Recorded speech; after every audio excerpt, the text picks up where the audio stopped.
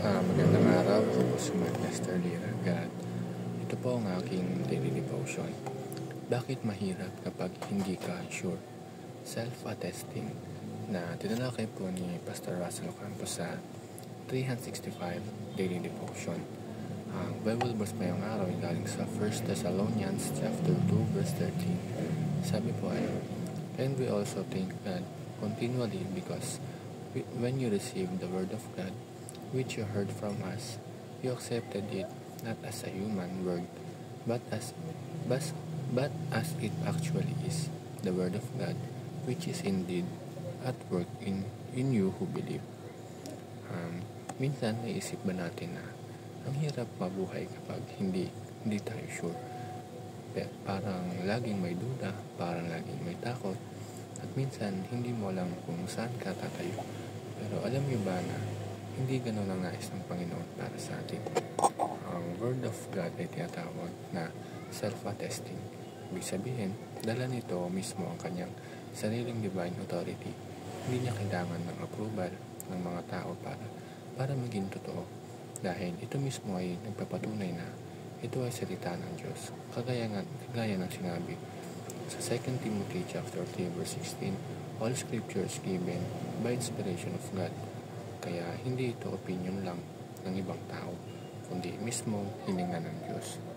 Kung titignan natin, napakaraming prophecies ang natupad sa Bible mula sa kapanganakan, kamatayan, at muling pagkabuhay ni Kristo.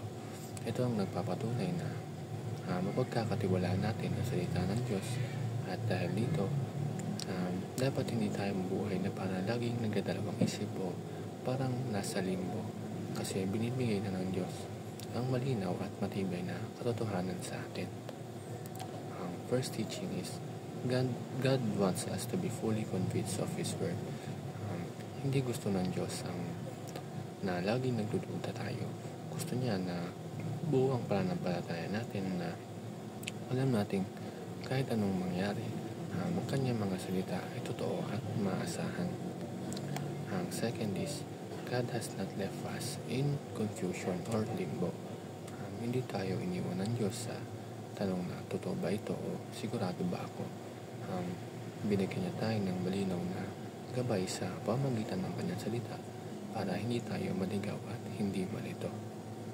At ang last is, God gives us assurance and confidence. At higit sa lahat, binibigyan niya tayo ng katiyakan at lakas ng loob. Dahil alam natin na ang Bible ay hindi gawa lang ng ibang tao, kundi ito ang mismong tinig ng Diyos para sa atin.